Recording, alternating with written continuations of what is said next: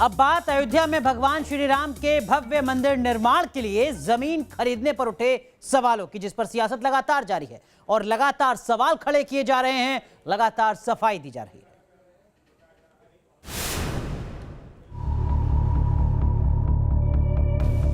वो कागजात चिल्ला चिल्ला कर कह रहे हैं कि राम जन्मभूमि ट्रस्ट के नाम पर करोड़ों रुपए चंपत राम जी ने चंपत कर दिया। उनका नाम चंपत राय नहीं, नटवर लाल होना चाहिए। आम आदमी पार्टी के नेता संजय सिंह ने राम मंदिर जमीन घोटाले के आरोप लगाए तो श्री राम जन्मभूमि तीर्थ ट्रस्ट ने सफाई देने में देर नहीं की। श्री राम जन्मभूमि तीर्थ क्षेत्र ट्रस्ट के महासचिव चंपत राय ने बाकायदा चिट्ठी जारी कर कहा कि श्री राम जन्मभूमि तीर्थ क्षेत्र ने अभी तक जितनी जमीनें खरीदी हैं वो खुले बाजार की कीमत से बहुत कम हैं। लोग सियासी विरोध से प्रेरित होकर भ्रम फैला रहे हैं। इनके हाथ राम भक्तों के खून से रंगे हैं, वो सलाह न दें। अगर कोई किसी ने भी गड़बड़ किया होगा, ट्रस्ट उसकी जांच करेगा और जो दोषी होंगे उनके खिलाफ कार्रवाई होगी। अयोध्या में 2024 तक भव्य राम मंदिर बनकर तैयार होने वाला है। इसके लिए श्री राम के अनुयायियों ने भव्य मंदिर के लिए दिल खोलकर दान भी दिया है। 31 मार्च 2021 तक करीब 3200 करोड़ रुपए जमा हो चुके हैं। Team news nation. कोरोना के कम होते कहर के बीच देश की राजधानी दिल्ली में अनलॉक का तीसरा चरण लागू कर दिया गया है। राहत की बात यह है कि बड़े हिस्से में सावधानी बढ़ती जा रही है, लेकिन सावधानी व्यापक स्तर पर बरतना भी बेहद जरूरी है।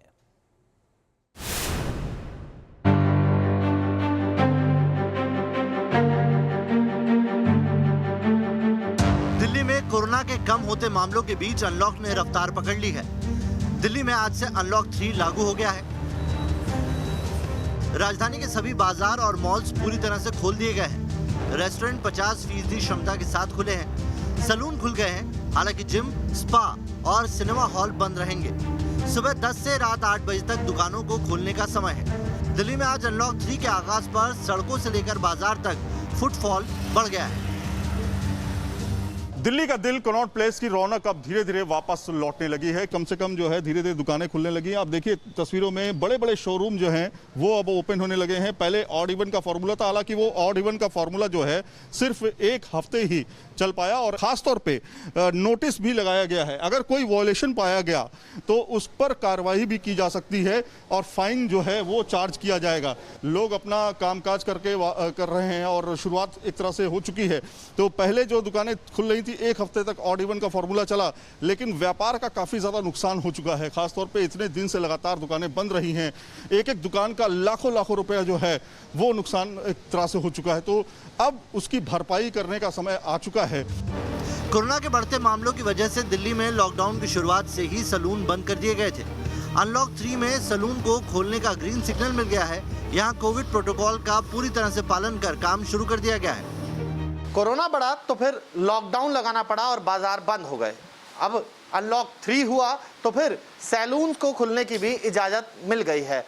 आपने कब से बाल नहीं कटाए थे? सर 2 महीने से। 2 महीने से? हाँ जी। अच्छा, इंतजार कर रहे थे शॉप खुलने का? हाँ जी सर। अच्छा, तो बड़ी दिक्कत हुई होगी? जी सर, ट्रिमर चला के घर पे बैठे थे। हम कोशिश कर रहे हैं लोगों को अपॉइंटमेंट बेसिस पे बुलाएं और जो भी क्लाइंट एंट्री करते हैं उसको सबसे पहले सैनिटाइज करवाते हैं और जितना भी कोरोना प्रोटोकॉल का ध्यान रखा जा रहा है और टूल्स को सैनिटाइज करते हैं हम, है ना, जितना भी कोरोना प्रोटोकॉल का ध्यान रख रहे हैं पूरा हम। तो अब बेतरतीब हो चुके बाल आप बनवा सकते हैं, क्योंकि 2 महीने के बाद ही सही, लेकिन सैलून को खोलने की इजाज़त भी सरकार ने दे दी है। वीडियो जर्नलिस्ट सुभाष चंद के साथ मोहित बख्शी, न्यूज़ नेशन, दिल्ली। अब बात तेल की कीमतों की, जिसमें इजाफा लगातार हो रहा है, इजाफा कम होने का नाम नहीं ले रहा। वहीं महंगाई पर भी इसका सीधा असर दिख रहा है।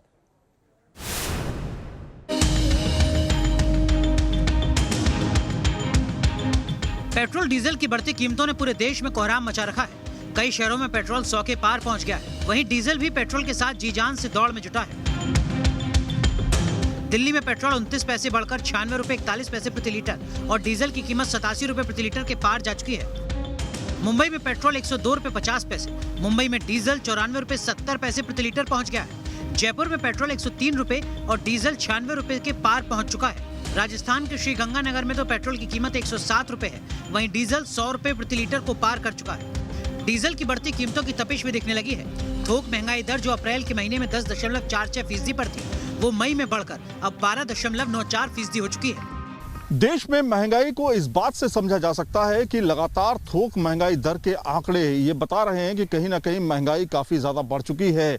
अगर महंगाई दर की बात करें तो करीब 12.94% महंगाई दर हो चुकी है, जो पिछले साल के मुकाबले काफ़ी ज़्यादा है। जाहिर तौर पर इसे काबू पाने के लिए सरकार को कुछ ना कुछ कदम ज़रूर उठाने होंगे। दरअसल अंतर्राष्ट्रीय बाजार में क्रूड ऑयल की कीमत $73 प्रति बैरल के पार पहुंच गई है। इसमें लगातार इजाफा भी दर्ज किया जा रहा है। भारत में भी इसी वजह से तेल की कीमतों में इजाफा हो रहा है कि आप देखे होंगे अप्रैल के माह में भी है, मार्च, पिछले कुछ कई महीनों से इसका मूल कारण जो है वो पेट्रोल और डीजल को समर्पित है।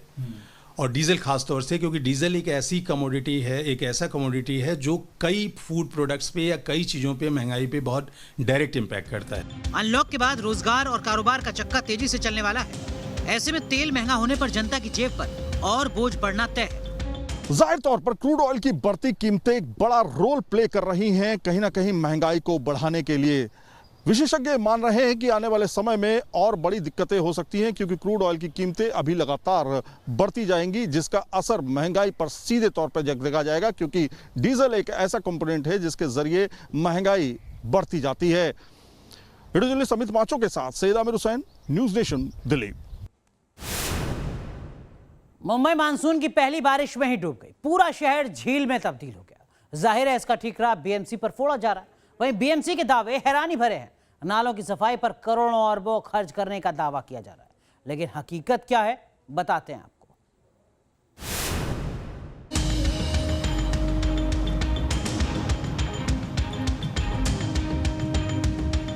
साड़ी में एक महिला फुटपाथ से जा रही है। फुटपाथ पर पानी भरा है। अचानक ये महिला एक मैनहोल में गिर जाती है। किसी तरह ये मैनहोल से बाहर निकलती है। इसके बाद एक और महिला इसी रास्ते से जा रही है और वो भी इसी मैनहोल में गिर जाती है। सीसीटीवी की ये तस्वीरें मुंबई के भांडुप इलाके की है। गनीमत रही कि हादसे में दोनों महिलाओं की जान बच गई। दरअसल सड़क से पानी निकालने के लिए मैनहोल को खोला गया था, लेकिन यहाँ पर खतरे का कोई निशान तक नहीं लगाया गया था। ये वो तस्वीरें हैं जो मॉनसून आते ही बीएमसी की तैयारियों की पोल खोलने के लिए काफी। मॉनसून की पहली बारिश में ही बीएमसी की सारी तैयारियां और दावे बरसात के भेंट चढ़ते नजर आते हैं। जाहिर है बीएमसी की ऐसी लापरवाही से हर साल मॉनसून में मुंबई वालों की जान आफत में रहती है। लेकिन हर साल मुंबई डूबती क्यों है, इसकी वजह समझने के लिए आपको मीठी नदी की इन तस्वीरों को देखना बेहद जरूरी है। हर साल की तरह इस साल भी बीएमसी का दावा है कि तमाम नालों की सफाई कर दी गई, लेकिन हकीकत क्या है वो आप देखिए। जहां बीएमसी जो एशिया की सबसे अमीर, सबसे धनी महानगर पालिका है, उनका दावा है कि करोड़ों रुपए खर्च करके मुंबई के नालों की सफाई हो चुकी है, पूरी तरह से सफाई हो चुकी है, 100% से भी ज़्यादा सफाई हो चुकी है। लेकिन अगर नालों की स्थिति देखी जाए तो ये बीएमसी का जो जवाब है कि नाले सफाई हो चुकी है, उस पर जो है वो हम सवाल उठा सकते हैं, क्योंकि आप तस्वीरों में देख सकते हैं किस तरह से गंदगी फैली हुई है। ये मीठी नदी जो है वो मुंबई की सबसे बड़ी नदी मानी जाती है, और इस नदी की हालत ऐसी है तो छोटे नदियों की या छोटे नालों की हम सोच सकते हैं कि क्या हालत होगी। अगर नाले की सफाई ठीक तरह से हो तो शायद जल जमाव की स्थिति को थोड़ा बहुत जल्द से जल्द नियंत्रण पाने में बीएमसी को जो है आसानी होगी।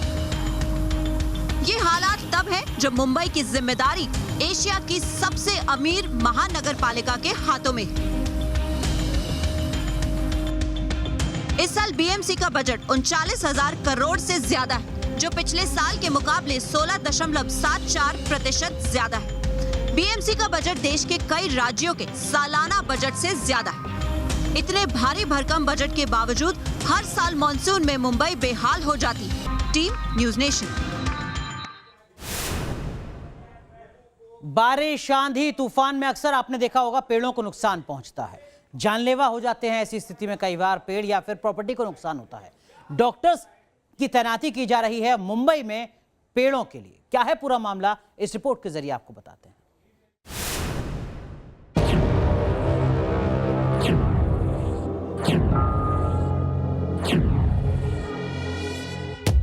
मुंबई में पिछले महीने ताउते तूफान के कहर से पस्त होकर दर्जनों पेड़ सरेंडर बोल गए थे। इन पेड़ों के गिरने से जानमाल को नुकसान हुआ था। आम दिनों की बात की जाए तो मुंबई में बीएमसी के कंट्रोल रूम में रोजाना पेड़ गिरने की 600 शिकायतें दर्ज की जाती हैं। पेड़ों के गिरने से जानमाल का नुकसान ना हो और साथ ही पेड़ों की सेहत की सही जानकारी मिले, इसे लेकर बीएमसी ने बड़ी पहल की। मुंबई में पेड़ों का हेल्थ चेकअप शुरू किया गया है। पहली बार देश में खास तरह की तकनीक का इस्तेमाल पेड़ों की रक्षा के लिए किया जाएगा। बीएमसी ने इस काम के लिए आर्बोरिस्ट की नियुक्ति की है। ये वो ट्री सर्जन हैं जो पेड़ों की सेहत की जांच करेंगे। पेड़ में लगी बीमारी, इनकी उम्र को लेकर जानकारी जुटाई जाएगी। तो देखिए, ये इस पेड़ में एक नीडल ड्रिल किया जा रहा है ताकि पेड़ जो है वो कितना अंदर से सड़ चुका है या फिर अंदर से खोखला हो चुका है, उसके बारे में जानकारी जुटाई जा सके। ये जो कल्चर है, इसकी शुरुआत हो रही है। पेड़ों की जांच होगी, पेड़ों के हेल्थ को चेक किया जाएगा। आपको बता दें कि हर साल मानसून के दौरान जो बीएमसी को शिकायत वाली कॉल आती है, उसमें करीब 600 कॉल्स ऐसे होते हैं जहां पेड़ों के गिरने की शिकायत की जाती है, जिन कॉल्स में टहनियों के गिरने की शिकायत की जाती है। बीएमसी को बताया जाता है कि कैसे पेड़ गिरने की वजह से कहीं किसी की जान चली गई है या कहीं किसी गाड़ी पर पेड़ गिरने की वजह से गाड़ी डैमेज हो चुका है या फिर कहीं रास्ता बंद हो चुका है। तो ऐसे नुकसान को रोकने के लिए अब बीएमसी ने ये एक नई पहल की शुरुआत की है। वीडियो जर्नलिस्ट सिद्धेश वासगे के साथ पंकज मिश्रा, न्यूज़ नेशन, मुंबई।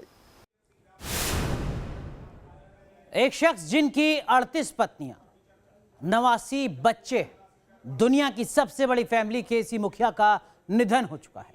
मिजोरम के रहने वाले जियोना चाना ने 76 साल की उम्र में आखिरी सांस ली।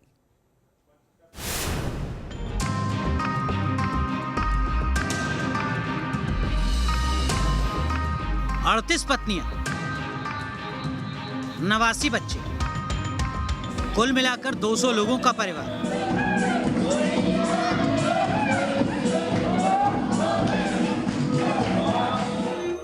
जिनके मुखिया थे जियोना चाना, जिनके परिवार को दुनिया की सबसे बड़ी फैमिली माना जाता है। मिजोरम के रहने वाले जियोना चाना अब इस दुनिया में नहीं। 76 साल की उम्र में उनका निधन हो गया। राज्य के मुख्यमंत्री ने ट्वीट कर इसकी जानकारी दी। मिजोरम और बक्टावंग तलंगनुम में उनका गांव परिवार के कारण राज्य में पर्यटकों का प्रमुख आकर्षण बन गया था। जियोना चाना का पूरा परिवार एक साथ गांव में 100 कमरों वाले 4 मंजिला मकान में रहता है। उनके 33 पोते पोतियां और उनकी परपोतियां और परपोते हैं। आज की तारीख में एक छोटा परिवार को चलाने में लोगों को इतनी दिक्कत होती है, इतना बड़ा परिवार चला रहे हैं। मूल मंत्र क्या है, क्या चीज है जिसकी वजह से इतना बड़ा परिवार चल रहा है?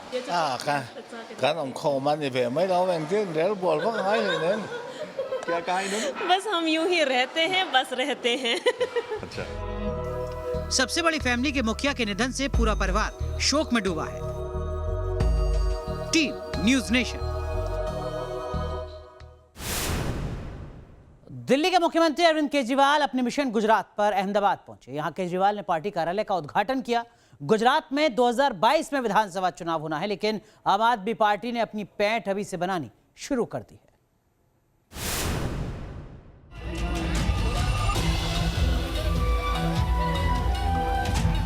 अगर दिल्ली के अंदर बिजली मुफ्त हो सकती है, 24 घंटे बिजली हो सकती है, तो गुजरात के अंदर बिजली इतनी महंगी क्यों है? अब बदलेगा गुजरात। दिल्ली के बाद अरविंद केजरीवाल की नजर अब गुजरात में पैठ बनाने की है। इसी मिशन के तहत केजरीवाल ने अहमदाबाद में आम आदमी पार्टी के कार्यालय का उद्घाटन किया। दिल्ली के मुख्यमंत्री अरविंद केजरीवाल आज एक दिन के दौरे के लिए अहमदाबाद पहुंचे। आपको बता दूं कि सूरत में जो आम आदमी पार्टी का जो बेहतरीन परफॉर्मेंस रहा वो उसकी समीक्षा करेंगे। उसके बाद कोरोना के काल में आम आदमी पार्टी ने पूरे गुजरात में जो काम किया है उसकी भी समीक्षा होगी। बताया ये जा रहा है कि कुछ बड़े चेहरे गुजरात के आम आदमी पार्टी के साथ जुड़ने वाले हैं। ये दूसरा मौका था जब केजरीवाल गुजरात पहुंचे। वो इससे पहले फरवरी 2021 में सूरत गए थे, जहां स्थानीय निकाय चुनाव में आम आदमी पार्टी मुख्य विपक्षी दल के तौर पर उभरी थी। सीएम केजरीवाल की नजर दिसंबर 2022 में होने वाले प्रदेश विधानसभा चुनाव पर टिकी है। इसीलिए तो केजरीवाल के निशाने पर बीजेपी और कांग्रेस दोनों हैं। पिछले 27 साल से गुजरात में एक ही पार्टी की सरकार है, लेकिन पिछले 27 साल इन दोनों पार्टियों के गठजोड़ की कहानी है। ऐसे कैसे चलेगा? गुजरात के कौन सुध लेगा? आम आदमी पार्टी ने गुजरात विधानसभा चुनाव की तैयारी साल 2019 से ही शुरू कर दी थी।